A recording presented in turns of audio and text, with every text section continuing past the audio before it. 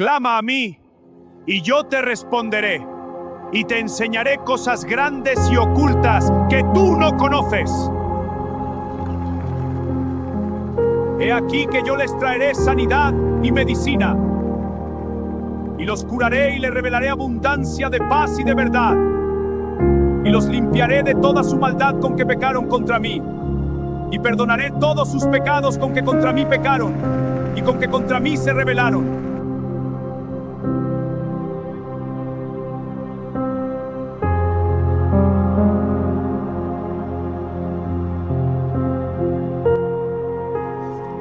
Abonde Basmaya, Nihadasemak, Tite Malkutak, Nehuesevianak, Aikana de Basmaya, Avara, Abulagma, de Sunkana y Humana, Ves Bukanan Jubain, una Tarane Neshuna, Alá Pasan Medvisha. Amén. En esta tarde vamos a hablar de uno de los más grandes de toda la historia, el Rey de Reyes, el Mesías, el enviado, Jesús de Nazaret.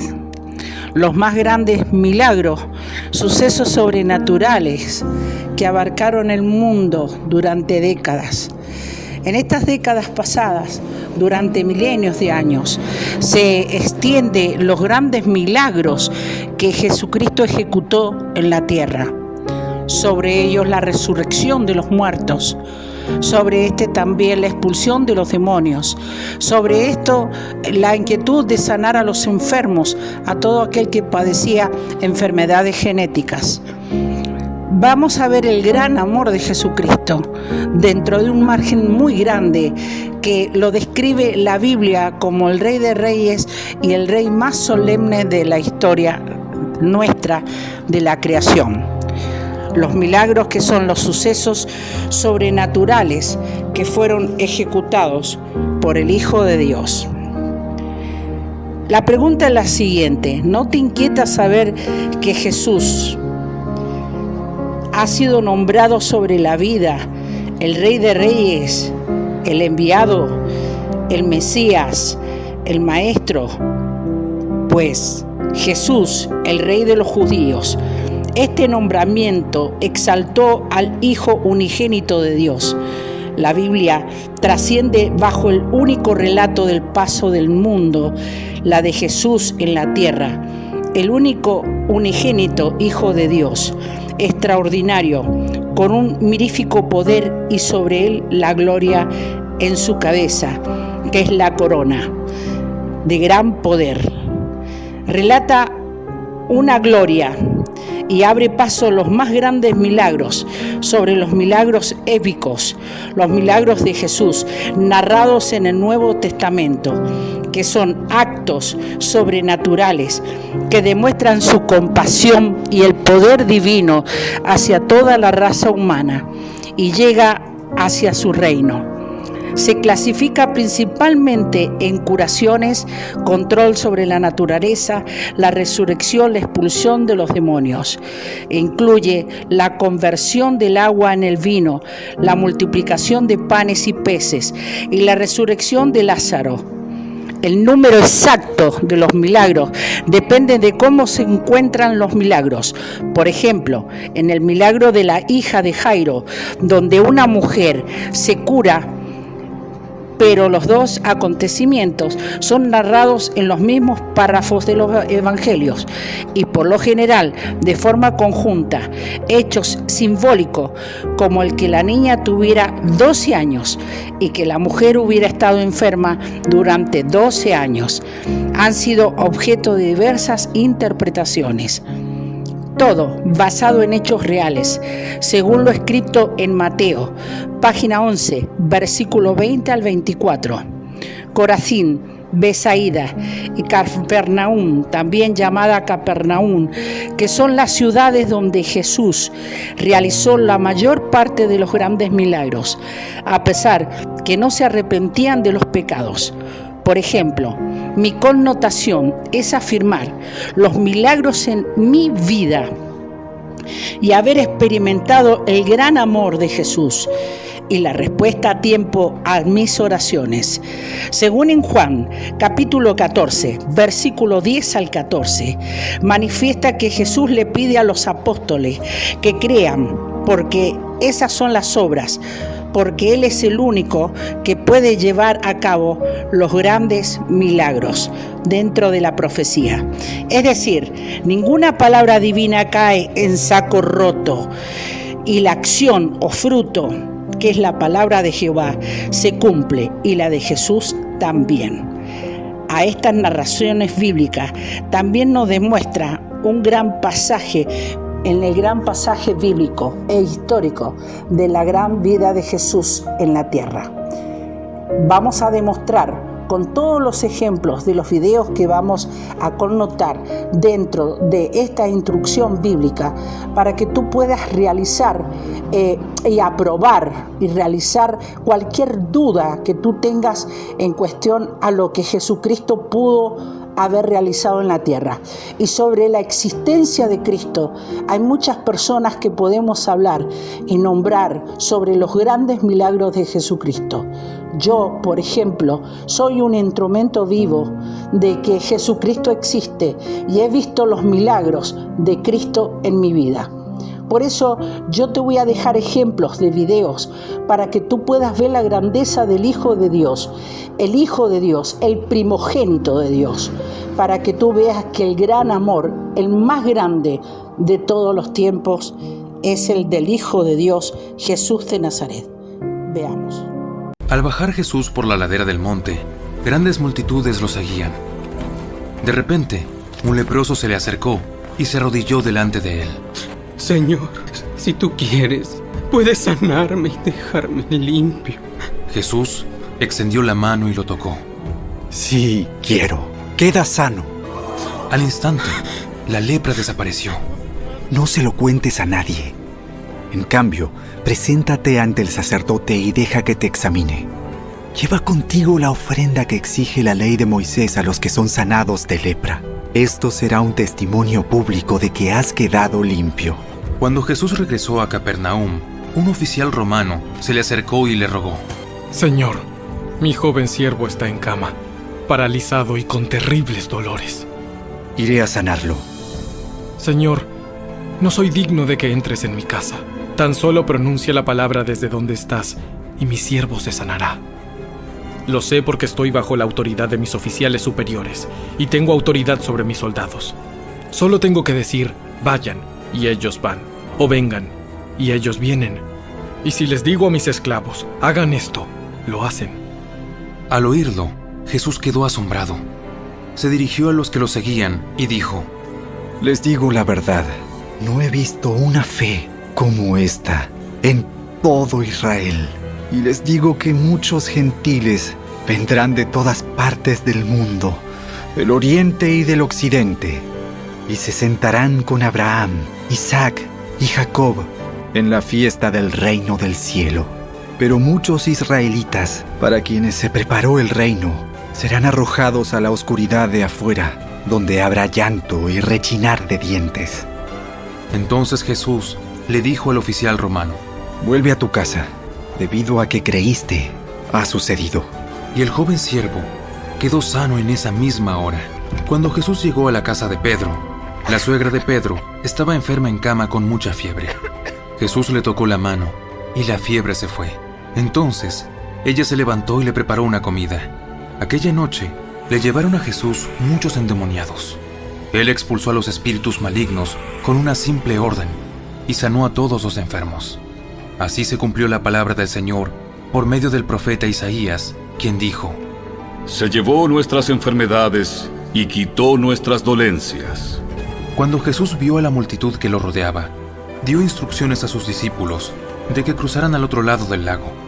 Entonces, uno de los maestros de la ley religiosa le dijo: Maestro, te seguiré a donde quiera que vayas. Los zorros tienen cuevas donde vivir, y los pájaros tienen nidos.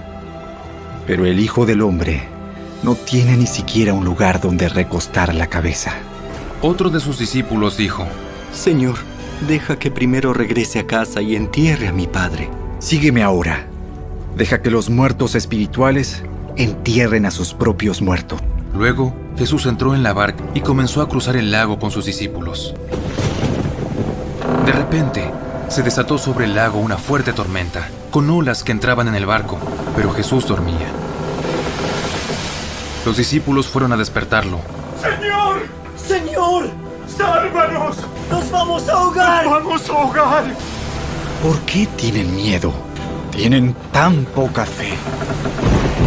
Entonces se levantó y reprendió al viento y a las olas, y de repente hubo una gran calma. Los discípulos quedaron asombrados y preguntaron: ¿Quién es este hombre? Hasta el viento y las olas lo obedecen. Cuando Jesús llegó al otro lado del lago, a la región de los Gadarenos, 2 hombres que estaban poseídos por demonios salieron a su encuentro. Vivían en un cementerio y eran tan violentos que nadie podía pasar por esa zona. Comenzaron a gritarle: ¿Por qué te entrometes con nosotros, Hijo de Dios? Has venido aquí para torturarnos antes del tiempo establecido por Dios. Sucedió que a cierta distancia había una gran manada de cerdos alimentándose. Entonces los demonios suplicaron: Si nos echas afuera, envíanos a esa manada de cerdos. Muy bien, vayan. Salieron de los hombres y entraron en los cerdos. Y toda la manada se lanzó al lago por el precipicio y se ahogó en el agua. Los hombres que cuidaban los cerdos huyeron a la ciudad cercana y contaron a todos lo que había sucedido con los endemoniados. Entonces, toda la ciudad salió al encuentro de Jesús, pero le rogaron que se fuera y los dejara en paz.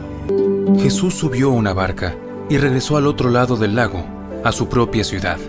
Unos hombres le llevaron a un paralítico en una camilla. Al ver la fe de ellos, Jesús le dijo al paralítico: Ánimo, hijo mío, tus pecados son perdonados. Entonces, algunos de los maestros de la ley religiosa decían en su interior: Es una blasfemia. ¿Acaso se cree que es Dios? Jesús sabía lo que ellos estaban pensando, así que les preguntó: ¿Por qué tienen pensamientos tan malvados en el corazón? ¿Qué es más fácil decir? ¿Tus pecados son perdonados? ¿O ponte de pie y camina? Así que les demostraré que el Hijo del Hombre tiene autoridad en la tierra para perdonar pecados. Entonces Jesús miró al paralítico y dijo: Ponte de pie, toma tu camilla y vete a tu casa. El hombre se levantó de un salto y se fue a su casa. Al ver esto, el temor se apoderó de la multitud y alababan a Dios por enviar a un hombre con tanta autoridad.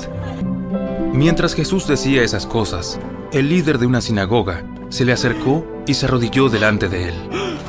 Mi hija acaba de morir, pero tú puedes traerla nuevamente a la vida, solo con venir y poner tu mano sobre ella. Entonces Jesús y sus discípulos se levantaron y fueron con él. Justo en ese momento, una mujer quien hacía 12 años que sufría de una hemorragia continua se le acercó por detrás. Tocó el fleco de la túnica de Jesús, porque pensó: Si tan solo toco su túnica, quedaré sana.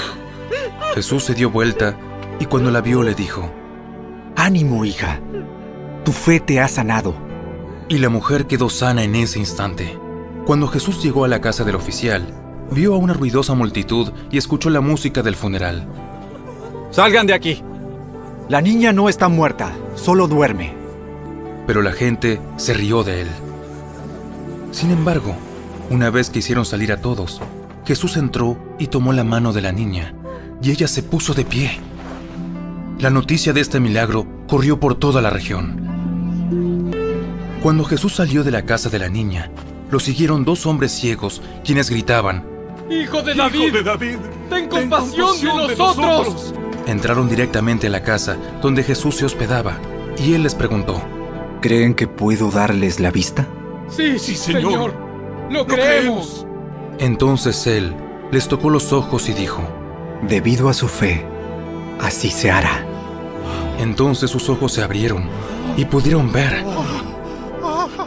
Jesús les advirtió severamente: No se lo cuenten a nadie. Pero ellos, en cambio, salieron e hicieron correr su fama por toda la región. Cuando se fueron, un hombre que no podía hablar, poseído por un demonio, fue llevado a Jesús. Entonces Jesús expulsó al demonio. Después el hombre comenzó a hablar. Las multitudes quedaron asombradas. Jamás sucedió algo así en Israel. Sin embargo, los fariseos dijeron: puede expulsar demonios, porque el príncipe de los demonios le da poder. Jesús recorrió todas las ciudades y aldeas de esa región, enseñando en las sinagogas y anunciando la buena noticia acerca del reino, y sanaba toda clase de enfermedades y dolencias. Cuando vio a las multitudes, les tuvo compasión, porque estaban confundidas y desamparadas, como ovejas sin pastor. A sus discípulos les dijo: La cosecha es grande, pero los obreros son pocos. Así que oren al Señor que está a cargo de la cosecha.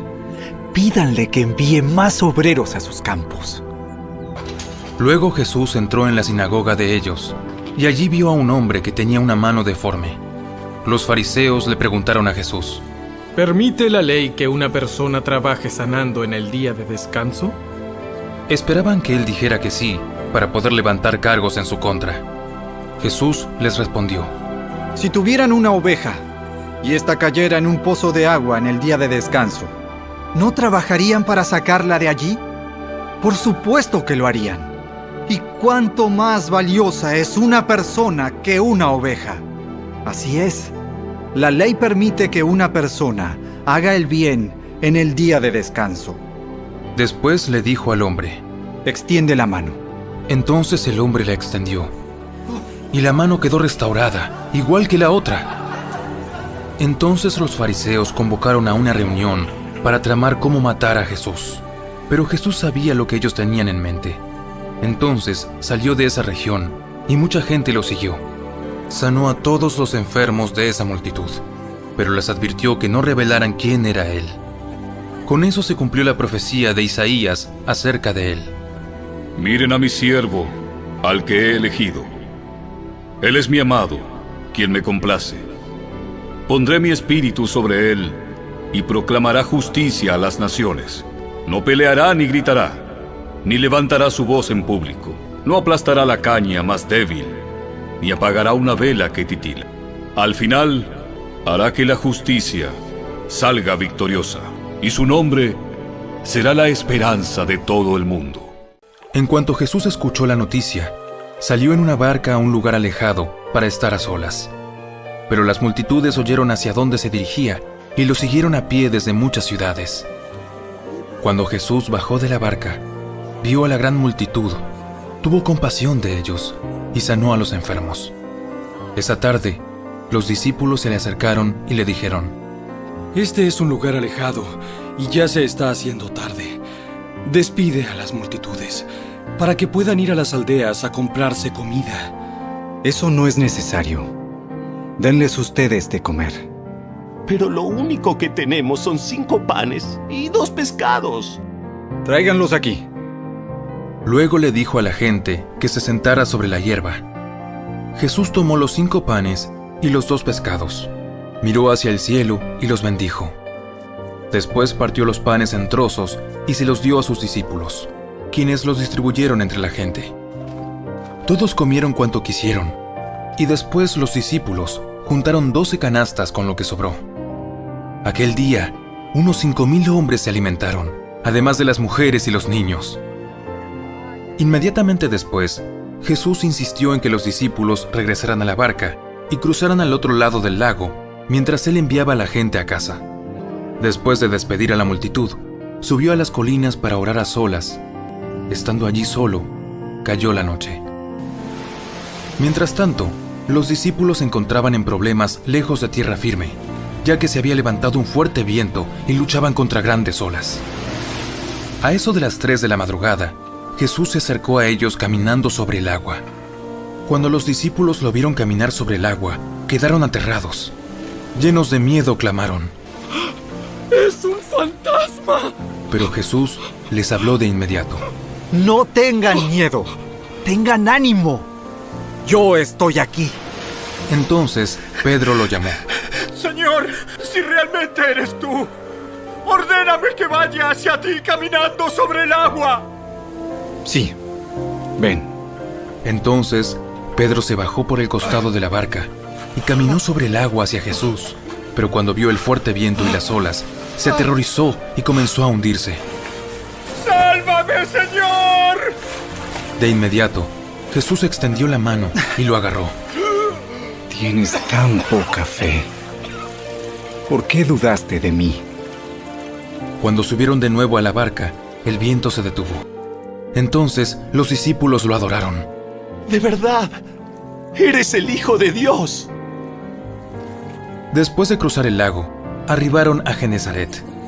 Cuando la gente reconoció a Jesús, la noticia de su llegada corrió rápidamente por toda la región, y pronto la gente llevó a todos los enfermos para que fueran sanados.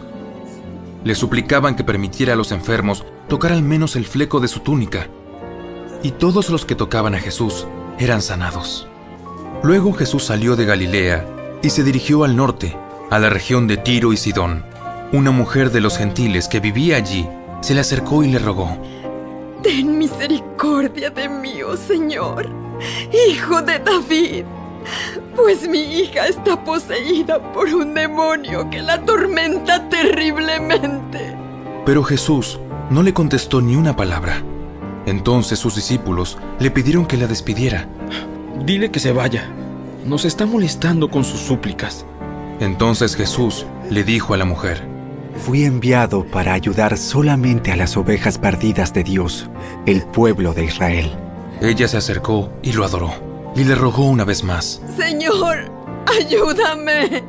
No está bien tomar la comida de los hijos y arrojársela a los perros. Es verdad, Señor, pero hasta a los perros se les permite comer las sobras que caen bajo la mesa de sus amos.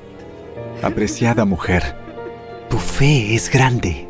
Se te concede lo que pides. Y al instante, la hija se sanó. Jesús regresó al mar de Galilea, subió a una colina y se sentó.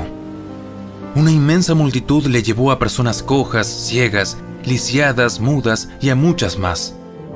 Las pusieron delante de Jesús y él las sanó a todas. La multitud quedó asombrada. Los que no podían hablar ahora hablaban. Los lisiados quedaron sanos, los cojos caminaban bien y los ciegos podían ver, y alababan al Dios de Israel. Entonces Jesús llamó a sus discípulos y les dijo: Siento compasión por ellos. Han estado aquí conmigo durante 3 días y no les queda nada para comer. No quiero despedirlos con hambre, no sea que se desmayen por el camino. ¿Dónde conseguiríamos comida suficiente? Aquí, en el desierto, para semejante multitud. ¿Cuánto pan tienen? 7 panes y unos pocos pescaditos. Entonces Jesús le dijo a la gente que se sentara en el suelo. Luego tomó los 7 panes y los pescados, dio gracias a Dios por ellos y los partió en trozos. Se los dio a los discípulos, quienes repartieron la comida entre la multitud. Todos comieron cuanto quisieron. Después los discípulos recogieron 7 canastas grandes con la comida que sobró. Aquel día, 4,000 hombres recibieron alimento, además de las mujeres y los niños. Entonces Jesús envió a todos a sus casas, subió a una barca y cruzó a la región de Magadán. En su paso por Galilea, Jesús llegó a Caná, donde había convertido el agua en vino. Cerca de allí, en Capernaum, había un funcionario de gobierno que tenía un hijo muy enfermo. Cuando supo que Jesús había ido de Judea a Galilea, fue a verlo y le rogó que se dirigiera a Capernaum para sanar a su hijo, quien estaba al borde de la muerte. Jesús preguntó: ¿Acaso nunca van a creer en mí a menos que vean señales milagrosas y maravillas? Señor, por favor, ven ahora mismo, antes de que mi hijito se muera. Vuelve a tu casa. Tu hijo vivirá. Y el hombre creyó lo que Jesús le dijo y emprendió el regreso a su casa.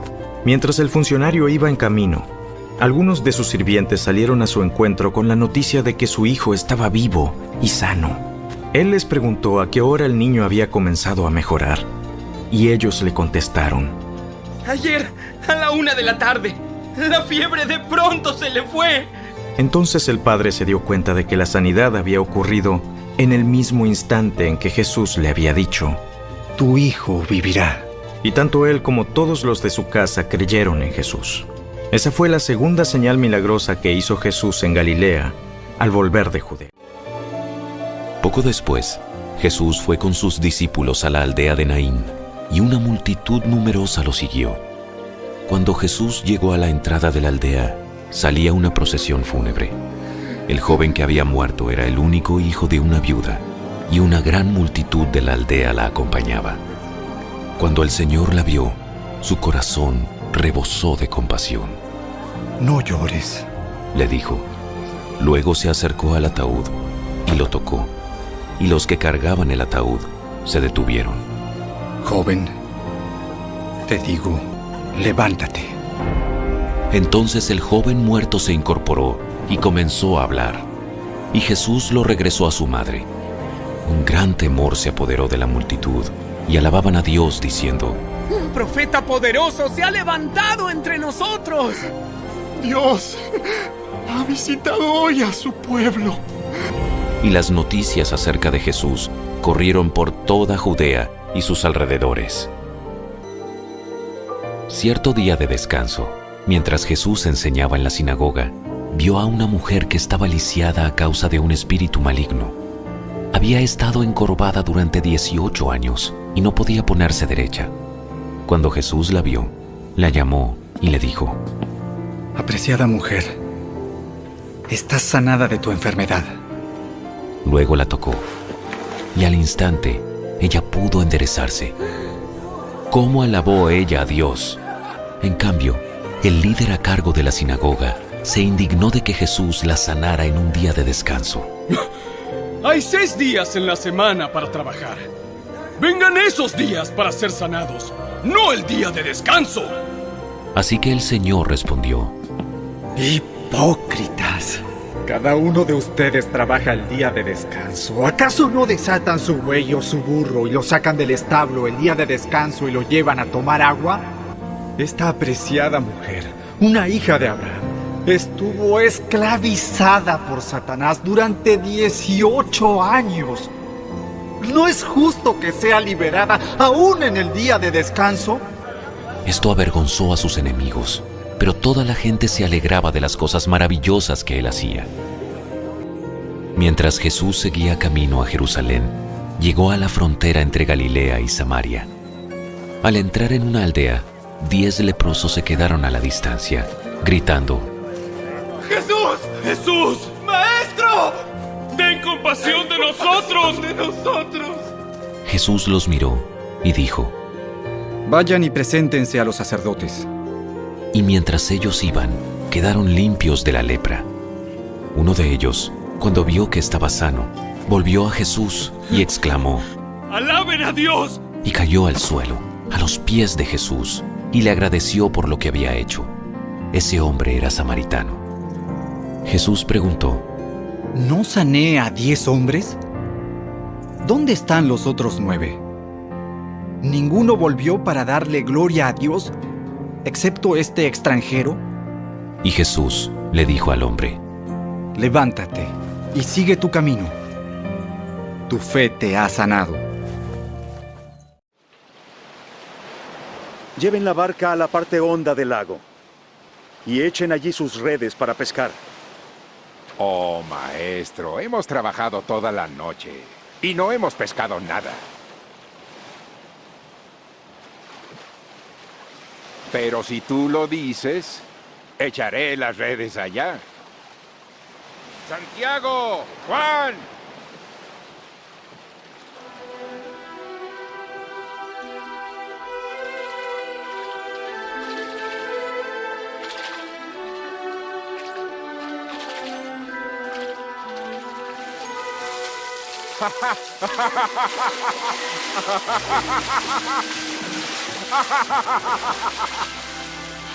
Santiago, Juan, ayúdenme a recoger las redes. ¡Con fuerza, con fuerza! ¡No podemos! ¡Tenemos las manos llenas!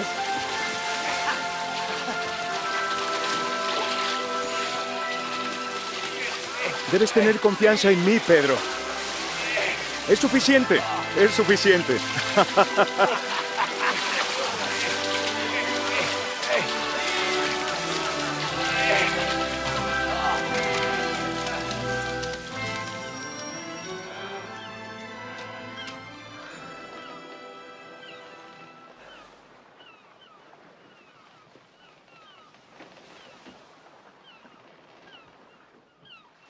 Apártate de mí, Señor, porque soy un pecador. No tengas miedo. Desde ahora pescarás hombres.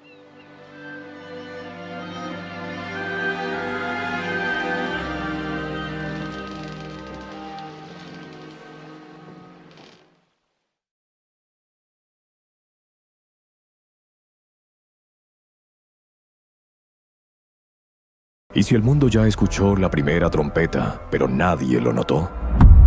Miras a tu alrededor y parece normal. La gente sigue corriendo, comprando, discutiendo en redes. Pero si afinas el oído espiritual, algo ha cambiado. Hay una tensión en el aire, un silencio que grita. Y algunos ya lo sienten. No saben explicarlo, no saben de dónde viene, pero su alma lo sabe. Algo se acerca. La Biblia no describe el regreso de Cristo como una metáfora. Lo describe como un evento real, visible, glorioso y repentino, como relámpago que sale del oriente y se muestra hasta el occidente. No es un símbolo, es una promesa. Y esa promesa ya está en marcha. Durante siglos se ha predicado sobre el retorno de Jesús. Algunos lo tomaron en serio. Otros lo usaron como amenaza. Muchos lo olvidaron. Pero lo que nunca cambió fue la palabra. Y volverá. 3 palabras que dividen la historia, que trastornan gobiernos, que exponen corazones. Pero, ¿y si no vuelve como creemos? ¿Y si no hay más tiempo para esperar señales? ¿Porque ya estamos dentro de ellas? ¿Y si el mundo no se está desmoronando, sino preparando? Mira los titulares. Los terremotos, las guerras, la división, el odio disfrazado de tolerancia, las ideologías que invierten el bien y el mal, la fe que se enfría, las naciones que se burlan. Todo esto no es caos sin sentido, es preludio. Y no es casual que estés viendo esto ahora, porque quizá eres parte de los que tienen ojos para ver. Cristo dijo que su regreso sería como en los días de Noé. Todos comían, bebían, se casaban, hasta que vino el diluvio. Nadie lo esperaba, nadie lo entendía, hasta que fue demasiado tarde. Y hoy, ¿qué tan diferentes somos? Pero aquí está la esperanza. Si estás escuchando esto, aún hay tiempo.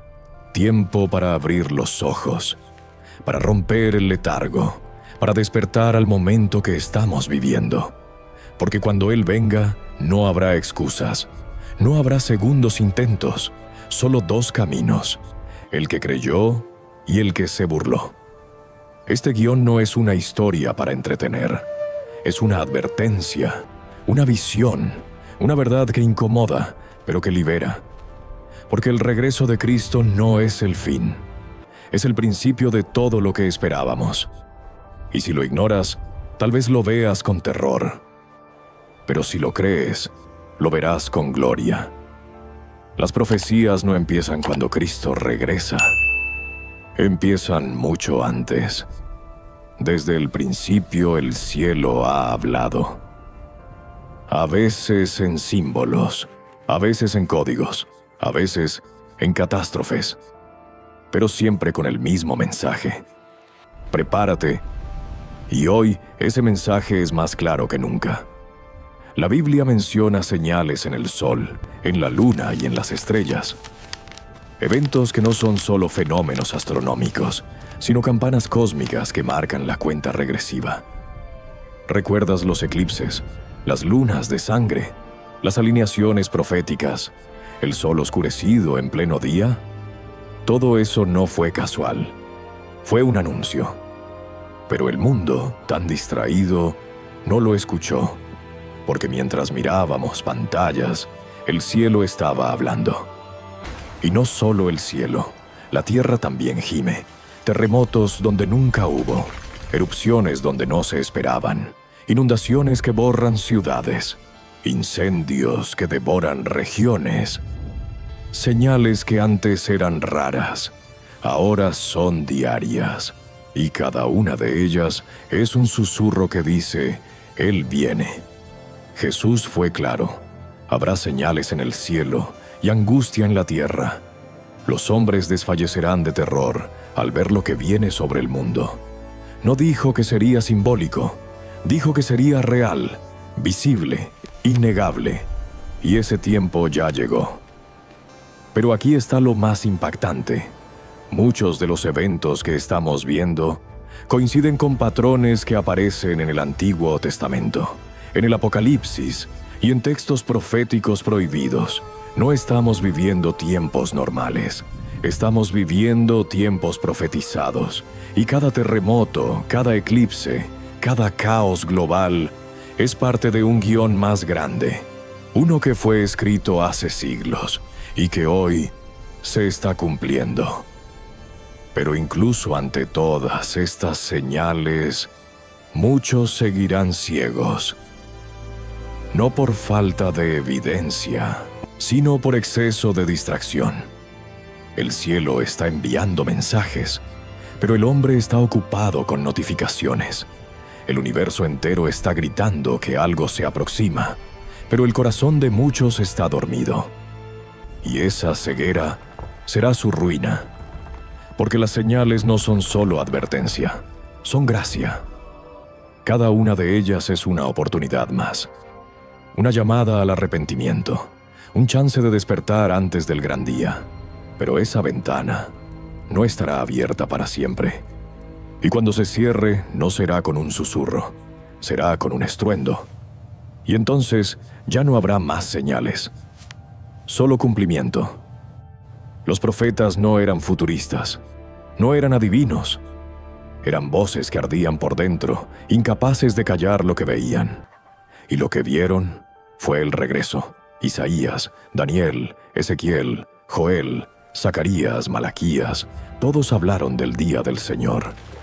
Un día no solo de gloria, sino de juicio. Un día en que el cielo se abriría y no habría más excusas. Daniel vio tronos que se alzaban. Isaías vio al Mesías juzgando con justicia. Joel profetizó oscuridad, fuego, sangre y el gran y terrible día del Señor. Zacarías habló de sus pies tocando el monte de los olivos. Y todo eso aún está por cumplirse. Pero lo más asombroso es esto.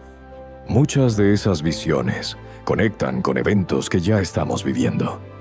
Daniel habló de conocimiento que aumentaría. Isaías de tiempos donde lo malo se llamaría bueno.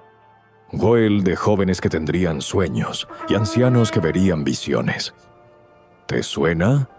No fueron poesía. Fueron advertencias y no estaban desconectados entre sí. Cada profeta fue una pieza, un eco, un hilo que si sigues con atención te lleva al clímax de la historia.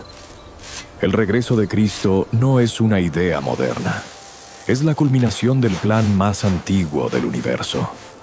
Y los profetas fueron los primeros en anunciarlo, pero también advirtieron algo más, que antes del regreso vendría el engaño. Un tiempo donde muchos falsos mesías se levantarían, donde el pueblo se endurecería, donde la apostasía invadiría incluso el lugar santo. Y ese tiempo no es futuro, es ahora. Lo vemos en púlpitos que predican sin arrepentimiento, en evangelios sin cruz, en doctrinas de éxito que ignoran el juicio, en corazones que ya no tiemblan con la palabra, en iglesias que se llenan pero no se transforman. Los profetas ya lo dijeron, y no para generar miedo, sino para despertar convicción, porque cada visión que entregaron no era solo un anuncio del cielo, era una súplica a la tierra. Vuélvanse a Dios antes que llegue el día. Un día que arderá como horno, que pondrá fin al sistema, que revelará todo lo oculto.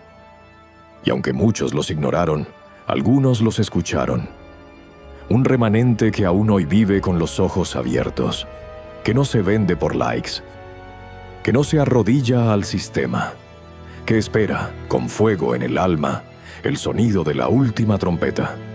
¿Y tú, de qué lado estás? Porque los profetas ya hablaron. El cielo ya anunció. Solo falta una cosa, que despertemos. Desde hace siglos, generaciones han creído que el regreso de Cristo ocurriría en su tiempo.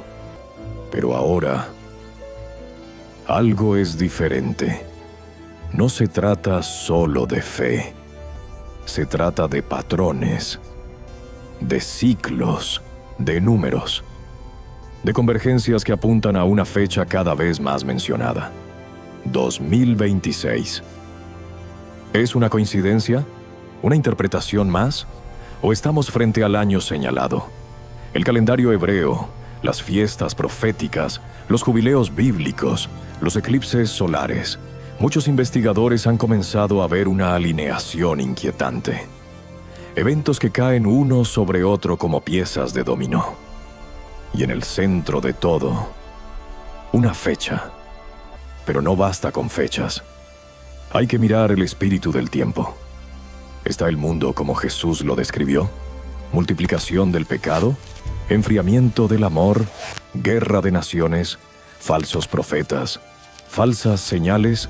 Sí, está todo. Y no solo eso, está ocurriendo al mismo tiempo. Eso no había pasado antes. Y cuando las señales visibles coinciden con los relojes proféticos, es hora de prepararse. No estamos hablando de ponerle fecha exacta al regreso. Cristo mismo dijo que nadie sabe el día ni la hora, pero sí dijo: cuando vean todas estas cosas, levanten la cabeza, porque su redención se acerca. Y esas cosas ya están aquí. Hay investigadores que aseguran que 2026 marca el fin de un ciclo profético de 2000 años desde la crucifixión. Otros señalan que se alinea con una fecha clave en la cuenta de los jubileos, un ciclo de 49 más un año revelado en Levítico.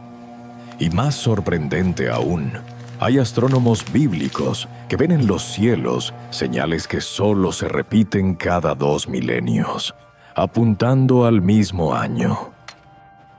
¿Todo esto puede ser casualidad? Quizá. Pero si no lo es, ¿qué significa? ¿Estamos listos para recibir lo que venga? Porque el problema no es si 2026 será el año exacto. El problema es vivir como si no pudiera serlo. Cada día nos acerca. Cada noche marca un paso más. Y si Dios ha estado hablando, ¿por qué seguir ignorándolo? El regreso no será silencioso. No será privado. No será simbólico. Será real. Y mientras el mundo hace teorías, memes y especula, los que vigilan saben que algo está por suceder. Algo irreversible. Y si ese día llega y no estás listo, no habrá repetición. No habrá segundo llamado. Solo una realidad eterna que partirá la historia y los corazones.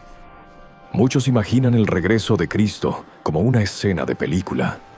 Ángeles cantando, cielo abierto, todo el mundo cayendo de rodillas en adoración. Pero la Biblia muestra algo más crudo.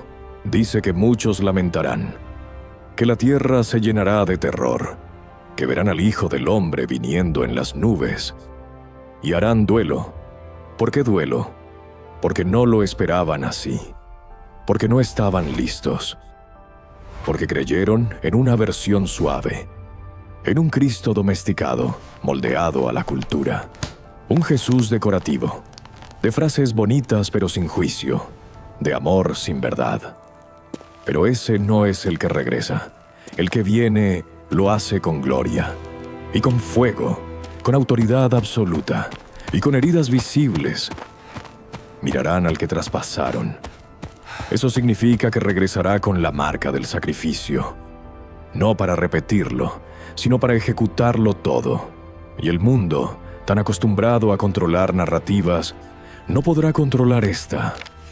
Los poderosos temblarán. Los arrogantes callarán. Los reyes de la tierra querrán esconderse, porque ya no habrá filtros, ni discursos, ni excusas.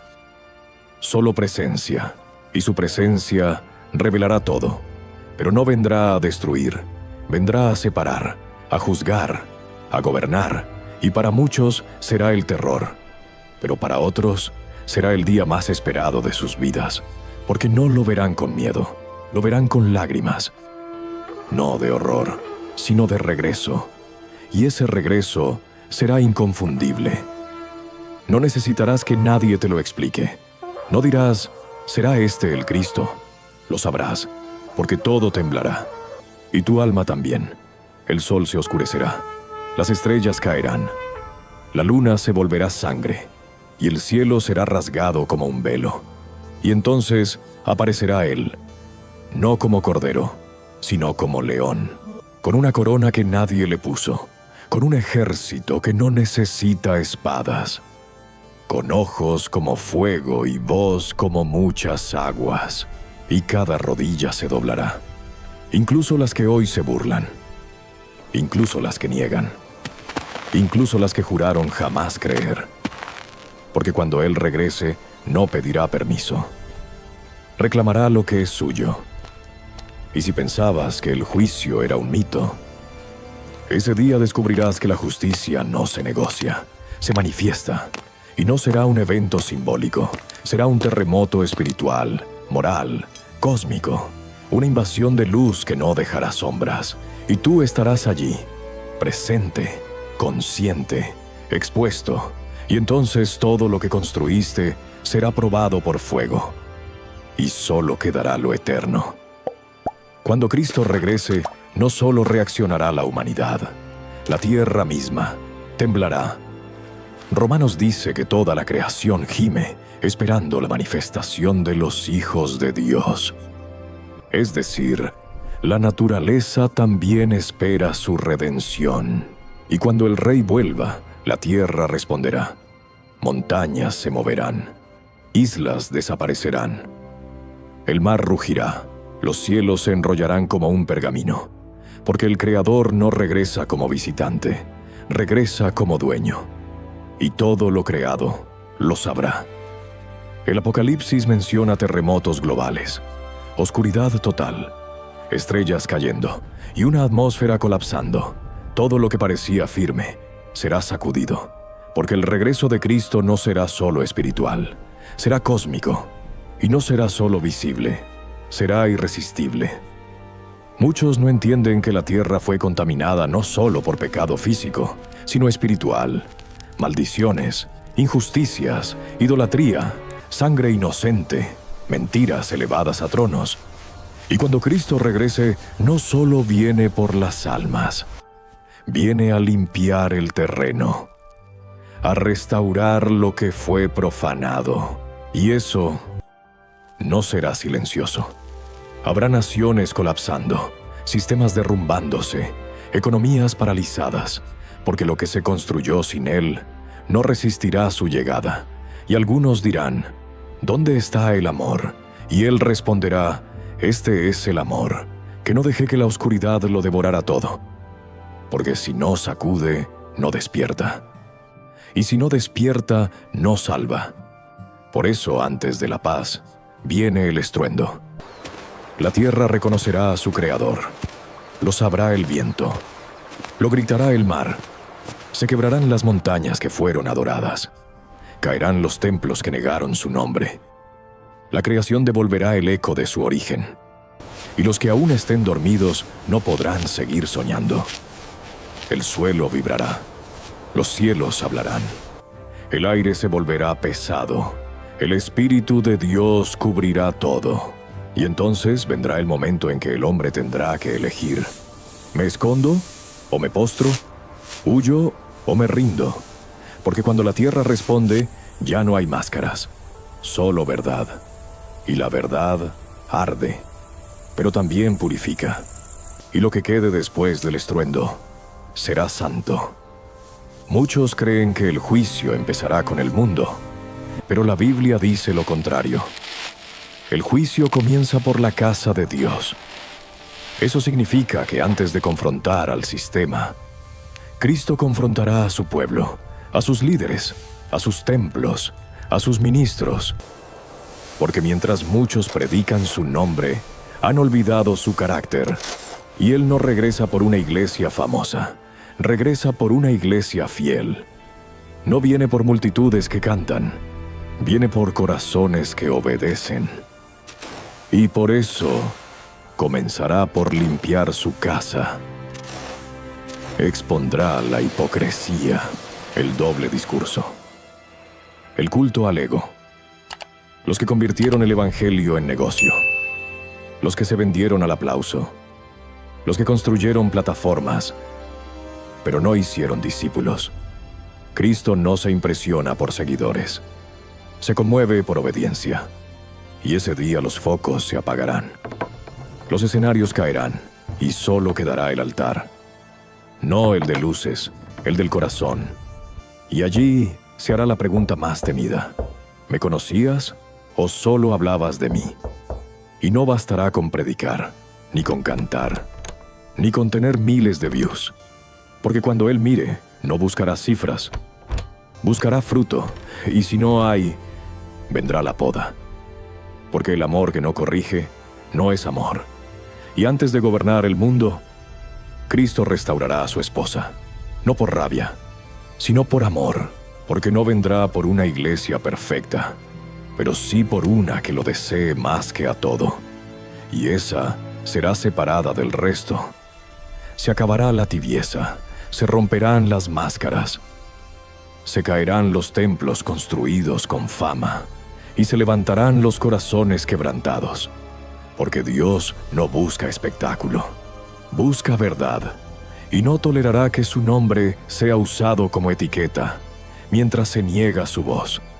Ese día, muchos pastores serán llamados al arrepentimiento, muchos líderes serán expuestos, muchos que parecían fuertes serán sacudidos, y muchos que eran invisibles serán levantados, porque el juicio no es para destruir, es para purificar, es para que lo falso caiga y lo verdadero brille, y quienes lo resistan no serán eliminados por odio, serán alcanzados por fuego, un fuego que consume lo superficial para revelar lo eterno, y después del juicio vendrá la gloria. Una iglesia sin manchas, sin poses, sin alianzas con el mundo, una iglesia que no teme perderlo todo, porque ya lo entregó todo. Y a esa iglesia, Él la abrazará y le dirá, ahora sí, estoy en casa. Cuando Cristo regrese, no habrá zona neutral, no existirá el más o menos, ni el yo no me meto con nadie, ni el Dios conoce mi corazón, porque ese día todo será expuesto. Jesús dijo que separará a las ovejas de los cabritos, a los que le siguieron, de los que solo lo mencionaron, a los que vivieron para su nombre, de los que vivieron para sí. Y esa separación será eterna. Muchos estarán sorprendidos, no por el juicio, sino por a quién incluye y a quién no. Porque no se trata de religión. Se trata de relación, no de doctrina, sino de obediencia. Ese día los títulos no contarán. Las posiciones no contarán. Las apariencias no contarán. Solo contará una cosa. ¿Lo conocías? Y esa pregunta no se responde con palabras. Se responde con frutos. Porque no basta con haber creído que Él venía. La pregunta real es, ¿viviste como si realmente viniera? ¿Renunciaste a ti mismo? ¿Cargaste tu cruz? ¿Amaste la verdad más que tu comodidad? Porque si no lo hiciste, tu fe fue teoría.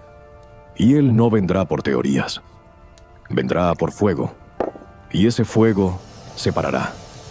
Y lo que no fue auténtico no permanecerá.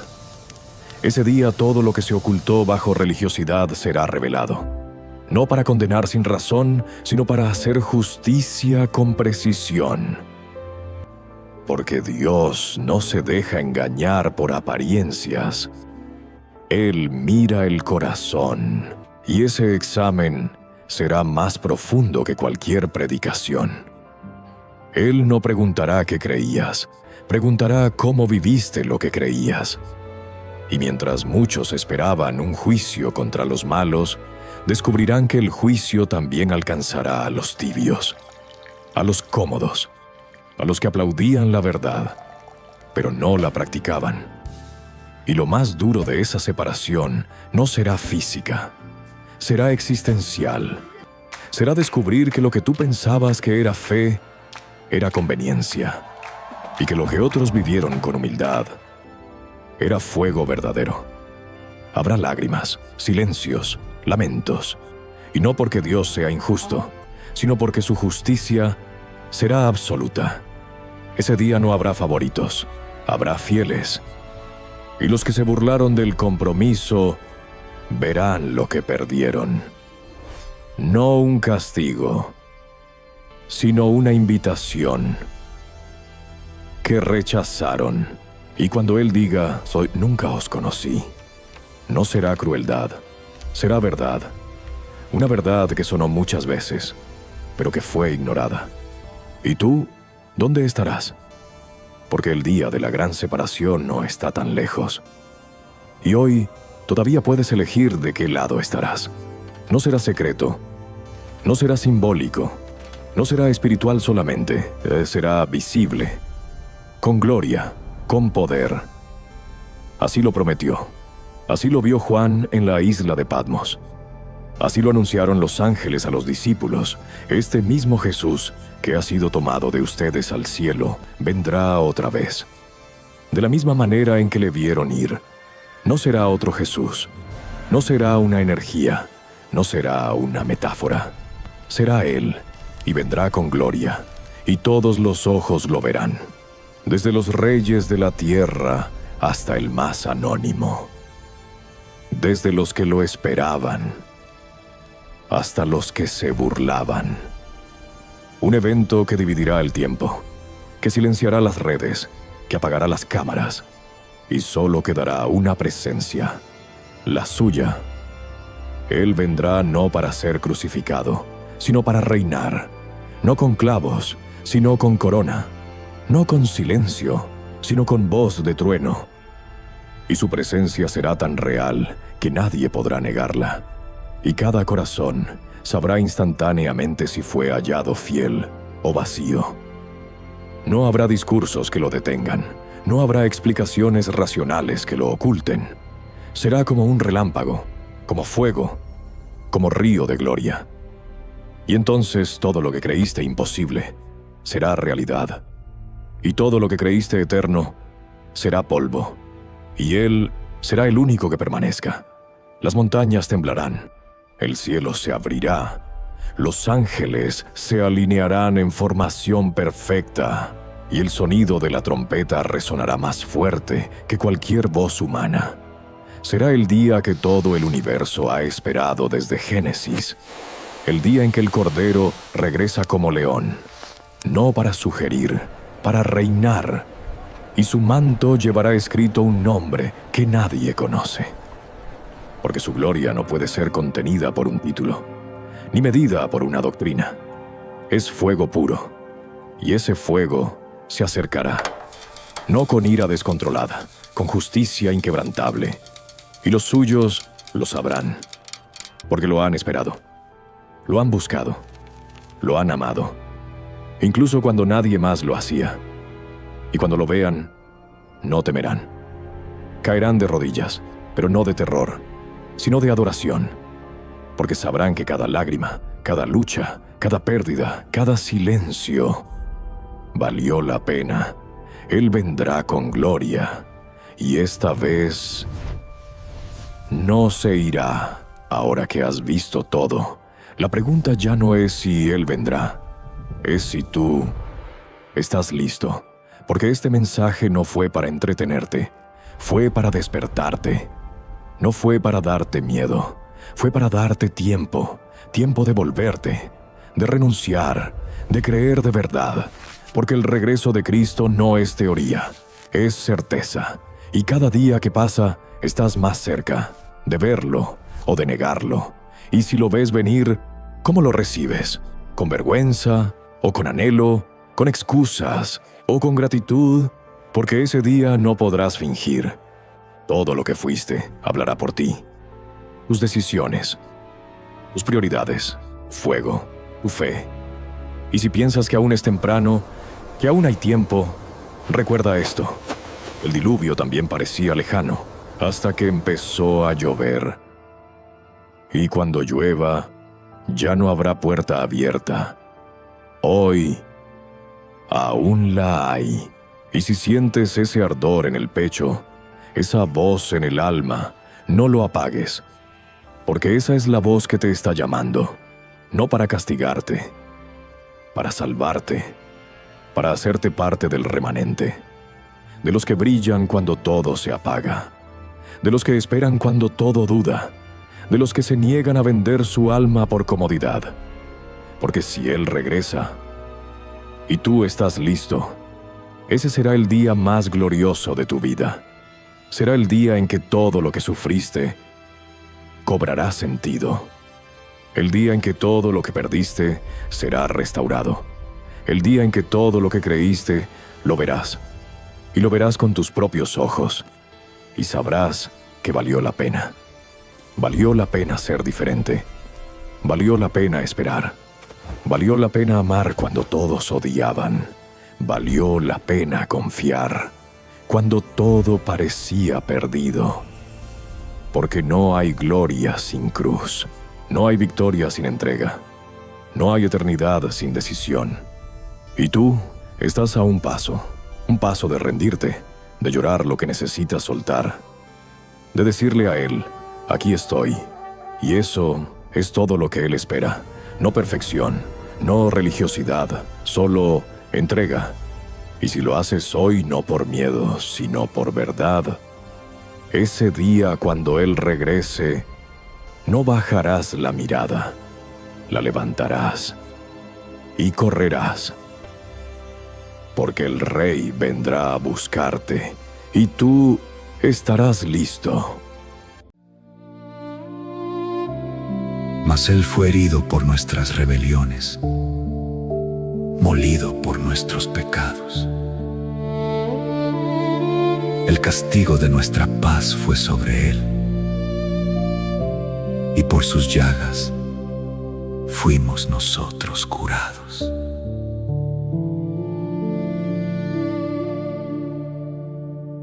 La noche cae, el frío es silente, el cielo guarda lo que ha de venir.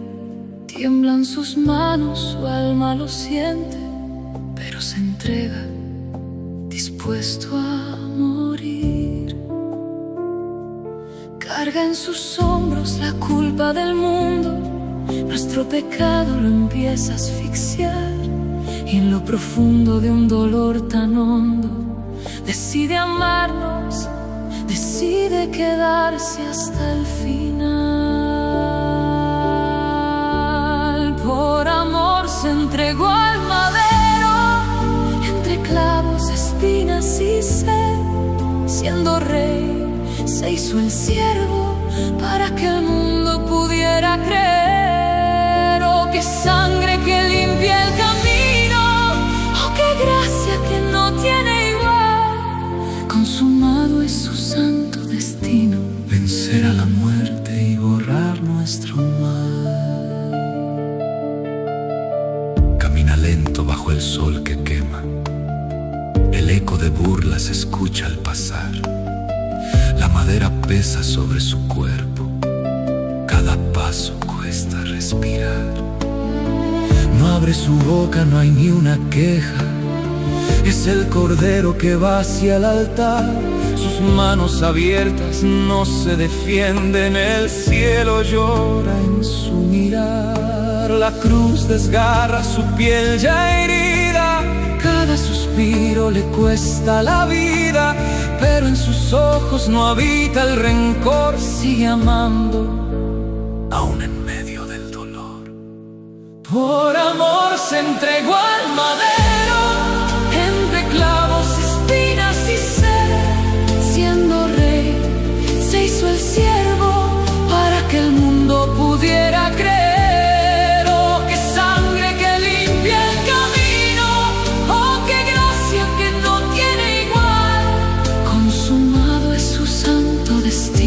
Vencer a la muerte y borrar nuestro mal. En cada golpe cargaba mi error, el cielo enmudeció ante su dolor. Cuando el inocente murió por amor. En cada golpe cargaba mi error, el cielo enmudeció ante su dolor. Cuando el inocente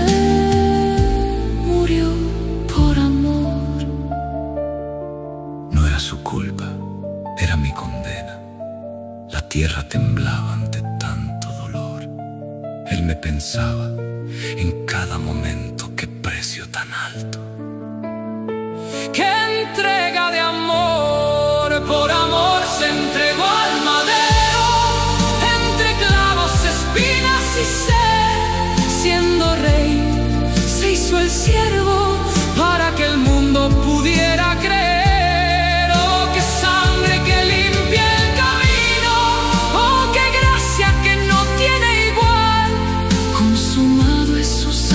Destino, vencer a la muerte y borrar nuestro mal. Por amor se entregó. Por amor me salvó. Y la cruz lo entregó todo él para darme vida otra vez. Todo se ha cumplido, el precio fue pagado. Ya no hay tinieblas, el cielo se ha abierto. Por sus llagas, hoy he sido restaurado. Y en su muerte, yo he vuelto a nacer de nuevo. Fue por mí.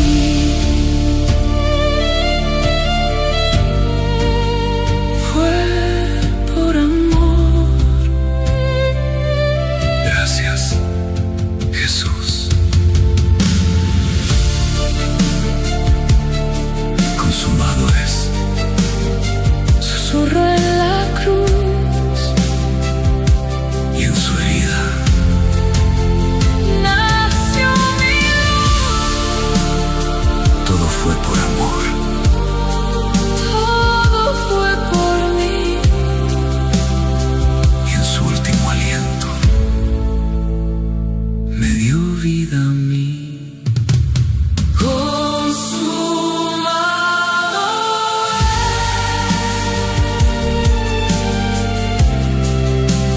Consumado es.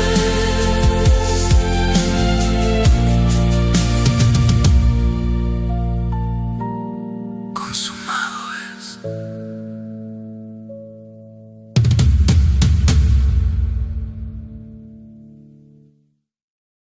Yo soy Jehová tu Dios, que te saqué de la tierra de Egipto, de casa de servidumbre.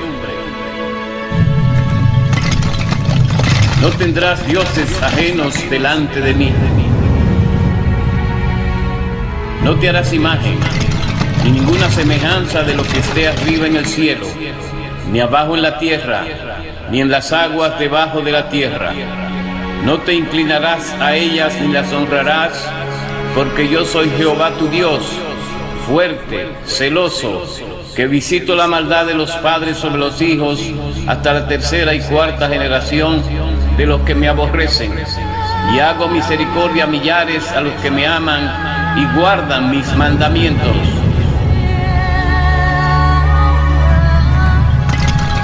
No tomarás el nombre de Jehová tu Dios en vano, porque no dará por inocente Jehová al que tomare su nombre en vano.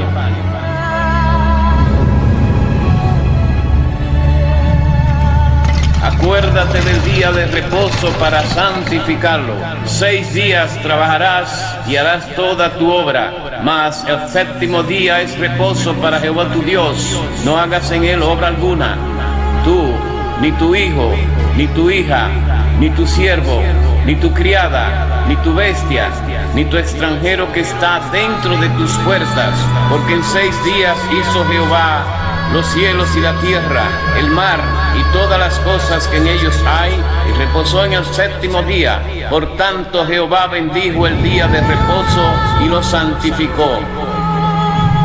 Honra a tu padre y a tu madre, para que tus días se alarguen en la tierra que Jehová tu Dios te da.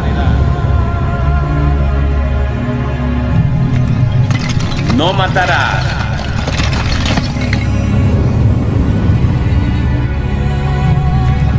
No cometerás adulterio.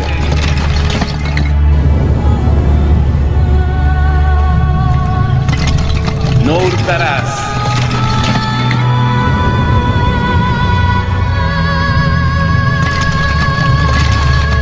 No hablarás contra tu prójimo falso testimonio.